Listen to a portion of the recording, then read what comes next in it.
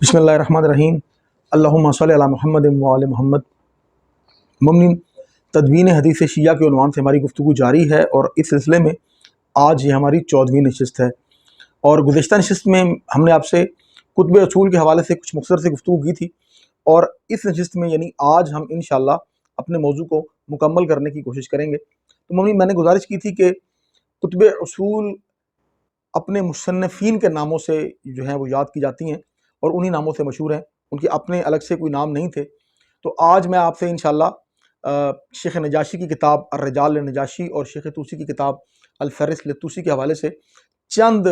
اسماء گرامی آپ کے سامنے ان بزرگان کے لوں گا جنہوں نے کتب اصول تحریر کی۔ تو سب سے پہلے جناب امیر المومنین علی بن ابی طالب علیہ السلام کے وہ صحابی جنہوں نے کتب اصول میں سے کچھ کتابیں تحریر کی، ان کے نام میں آپ سے ذکر کرتا ہوں، اور پھر اس کے بعد تھوڑی سی وضاحت ایک دو صحابہ کی آپ کے سامنے میں بیان کروں گا، اور پھر انشاءاللہ اس سے اگلے دور کی طرف ہم چلیں گے۔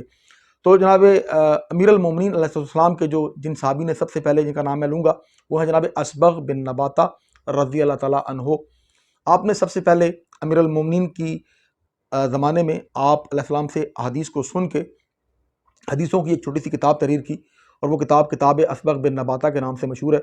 اس کے علاوہ آپ کی ایک اور بھی جو ہے کہہ لیجیے کہ آپ کے پارٹ پہ ایک خوبصورت کام آپ نے ایک اور بھی کیا کہ آپ نے امام حسین علیہ السلام کے مقتل کو تحریر کیا، اور وہ ہمارے اہل تشیع کے منابوں میں مقتل اصبغ بن نباتہ کے نام سے مشہور ہے۔ آپ کی جو سن وفات ہے وہ تقریباً 100 ہجری میں آپ کی وفات ہوئی۔ ممکن اس کے بعد جناب حرش بن عبداللہ کوفی، انہوں نے بھی امیر المومنین کے صحابی تھے، اور انہوں نے بھی احادیث کا ایک مجموعہ تحریر کیا، اور عبداللہ بن زبیر کے دور خلافت میں آپ کا انتقال ہوا۔ اس کے بعد مومنین آپ نے یقیناً نام سن رکھا ہے سلیم ابن قیس ہلالی، ان کی بھی ایک بہت مشہور کتاب تھی جو کہ ہماری کتب اصول یعنی 400 اصل کتابوں میں شامل ہے یا شامل تھی کہہ لیجئے، کتاب سلیم ابن قیس ہلالی۔ حجاج بن یوسف ثقفی کے زمانے تک آپ زندہ رہے، اور اس زمانے میں آپ کا انتقال ہوا۔ اس کے بعد مومنین صحابی رسول جناب حضرت ابو رافع رضی اللہ تعالیٰ عنہ کے 2 بیٹوں کا تذکرہ میں آپ سے کروں گا، جن کا تذکرہ میں پہلے بھی کسی ویڈیو میں کر چکا ہوں، اور اگر مومنین سننا چاہیں تو شاید کسی ویڈیو میں آلریڈی اس موضوع پہ بات ہو چکی ہے۔ تو جو پہلا نام ہے وہ ہے عبید اللہ بن ابی رافع رضی اللہ تعالیٰ عنہ، اور دوسرا نام ہے جناب علی بن ابی رافع رضی اللہ تعالیٰ عنہ۔ ان دونوں بزرگان نے بھی اپنے اپنے ادوار میں کتابیں تحریر کی، یعنی ان کی تحریر شدہ حدیث کی کتابیں بھی ہمارے کتب اصول میں شامل ہیں۔ اس کے بعد جناب عبید اللہ بن حر،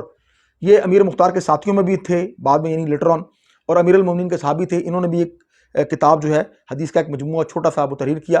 اور یہ بھی کتب اصول میں شامل ہے۔ اس کے بعد مومنین جناب میثم تمار کی بھی ایک کتاب تھی، ان کا نام بھی اس فہرست میں شامل ہے۔ اس کے بعد جناب ربیعہ بن سمی رضی اللہ تعالیٰ عنہ نے جانوروں کی زکوٰۃ کے حوالے سے حدیث کو جمع کیا، اور ایک چھوٹی سی کتاب جو ہے وہ تحریر کی۔ مومنین اس کے بعد محمد بن قیس بجلی، اور اس کے بعد یعلا بن مرہ، یہ 2 بڑے امپورٹنٹ نام ہیں جو میں آپ سے شیئر کرتا چلوں۔ امام سجاد کے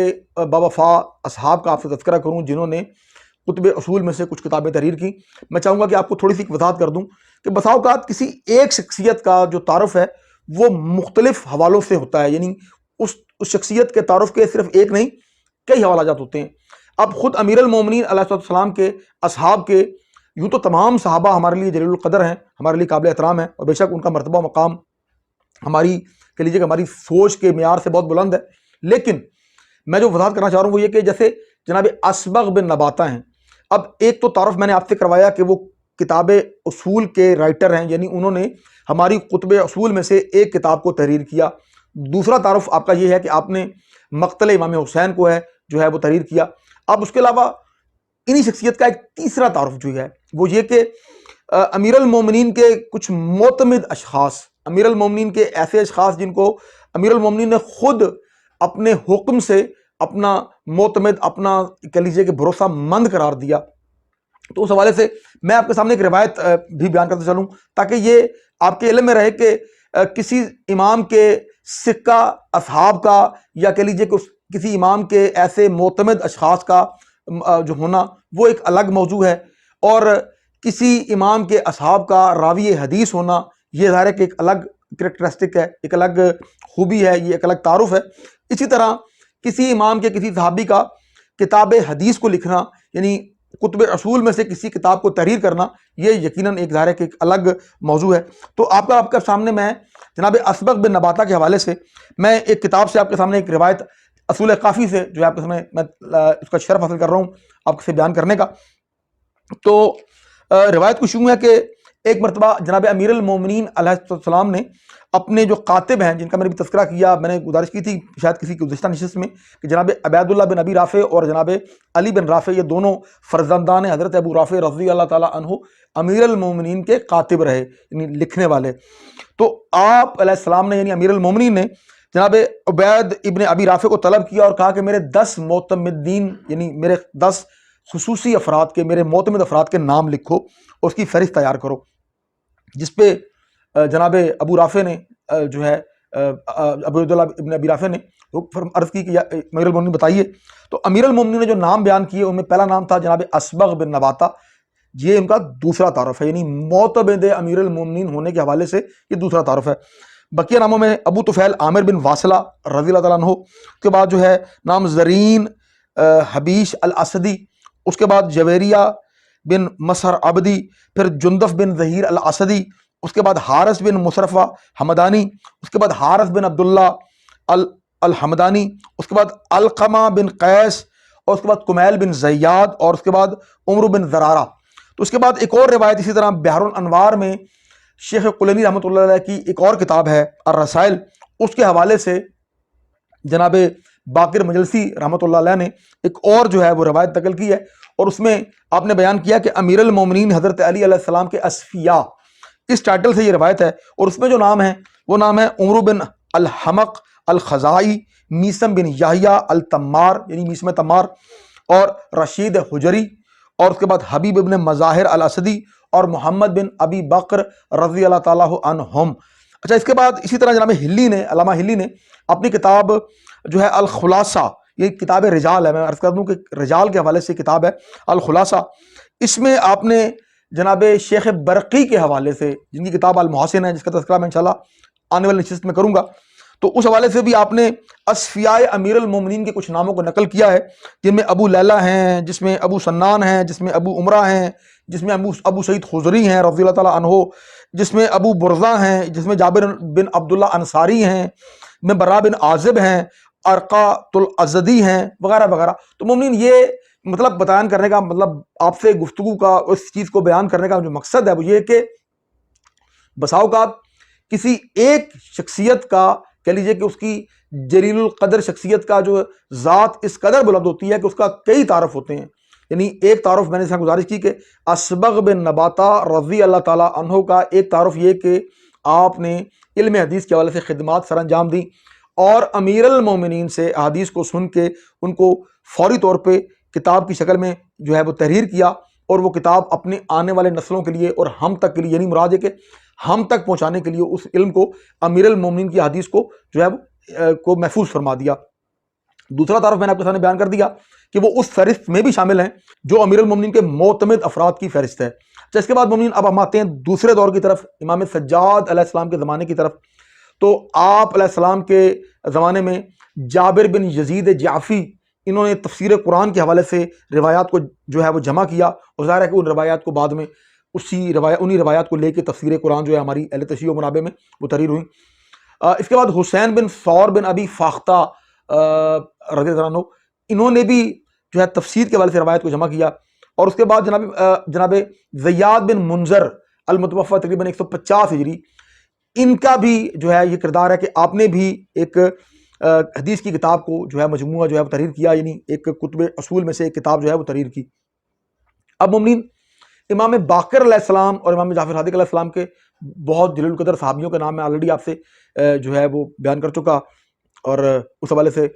آج کی گفتگو میں بھی وہ نام دوبارہ رپیٹ ہوں گے، جیسا کہ میں گزارش کر چکا کہ ایک ہی شخصیت کے کئی تعارف ہوا کرتے ہیں۔ تو آج جب میں وہ نام لوں گا تو ان ناموں کا جو آج کا تعارف ہے وہ جو گزشتہ نشست میں جو تعارف تھا وہ تھا اصحاب اجماع کے حوالے سے، یعنی ان کا ٹرسٹ وردی ہونے کے حوالے سے، اور آج کی اس نشست میں جو میں آپ سے تعارف کروا رہا ہوں انہی شخصیات کا، یا ان میں سے بعض شخصیات کا، وہ ہے کتب اصول کو تحریر کرنے کے حوالے سے۔ تو جی کا پہلا نام جناب ابو بصیر رضی اللہ تعالیٰ عنہ، آپ یقیناً جانتے ہیں۔ دوسرا نام عبد مومن بن قاسم المعروف ابو عبداللہ الکوفی رضی اللہ عنہ، یہ امام باقر علیہ السلام کے صحابی تھے، تقریباً 147 ہجری میں آپ کی وفات ہوئی۔ اس کے بعد جناب زرارہ بن آیون رضی اللہ عنہ المتوفی 150، آپ یقیناً اس نام سے واقف ہیں۔ اس کے بعد محمد بن مسلم الطائی حضرت 150 ہجری میں آپ کا انتقال ہوا، آپ اس نام سے بھی واقف ہیں۔ اس کے بعد جناب بسام السیرفی، اس کے بعد جناب ابو عبیدہ الخدا، ذکریہ بن عبداللہ الفیاض، ثور بن ابی فاختہ، اس کے بعد ابو عبداللہ حجر بن زائد حضرمی، اس کے بعد حجدر بن مغیرہ، اس کے بعد معاویہ بن عمار، اس کے بعد عبداللہ بن میمون، پھر مطلب الزہری، اس کے بعد عبداللہ بن بقیر، پھر یونس بن عبد الرحمن، اس کے بعد صفوان بن یحییٰ، اس کے بعد جو نام آتا ہے ہمارے سامنے وہ آتا ہے احمد بن محمد بزنتی، پھر عاصم بن حمید ہے، اس کے بعد حسین بن عثمان، اور پھر شاید عبداللہ بن یحییٰ کا نام آتا ہے، اس کے علاوہ عبداللہ بن حکیم کاہلی کا نام آتا ہے۔ تو مومنین یہ بہت سے نام، یعنی اس کے علاوہ اور بھی بہت سے نام ہیں، تو یہ چند نام تذکر کے طور پہ ان تمام اصحاب معصومین علیہ السلام نے اپنے اپنے ادوار میں اپنے اپنے دور کے امام کے سامنے بیٹھ کر ان سے احادیث کو سن کر اور بغیر کسی توقف کے ان احادیث کو محفوظ کیا، کتابی شکل میں مدون کیا، اور وہ کتابیں جو ہیں ہماری کتب اربع میہ یعنی 400 اصل کتابوں میں شامل ہیں۔ اور آج ہم تک جتنا بھی یہ دین اسلام ہم تک جو پہنچا، اور اہل تشیع کا